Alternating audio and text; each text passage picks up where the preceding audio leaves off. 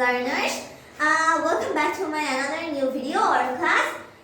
We have already known what is the classification of nouns, and in this class we will know the definition of this concrete noun and abstract noun. So let's start.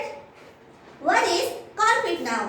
Concrete noun is that kind of noun which we can hear, see, touch, etc.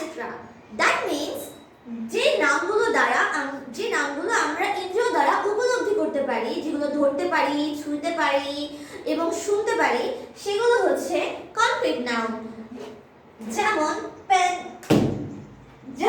Pen, table, বুক, রহিম, করিম, যে কোনো মানুষের নাম, etc. Then again, abstract noun. What is abstract noun? Abstract noun is that kind of noun which we can't hear, see, touch, etc. That means যে সকল noun আমরা ছুঁতে পারি না, দেখতে পারি না, শুনতে পারি না, শুধুমাত্র আমরা অনুভব করতে পারি, সেগুলো হচ্ছে abstract noun. যেমন honesty. Honesty means সততা. আমরা কি সততা বা honesty ছুঁতে পারি, দেখতে পারি, এগুলো আমরা অনুভব করতে পারি। যেমন kindness. কাইন্ডনেস মানে দয়া। আমরা কি দয়া বা কাইন্ডনেস অনুভব করতে পারি, ছুঁতে পারি?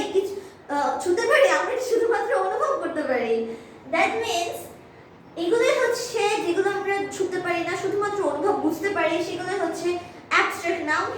আর যেগুলো আমরা ছুঁতে পারি, বুঝতে পারি, সকল কিছু অর্থাৎ আমরা পঞ্চেন্দ্রিয় দ্বারা উপলব্ধি করতে পারি, সেগুলো হচ্ছে কনক্রিট নাউন।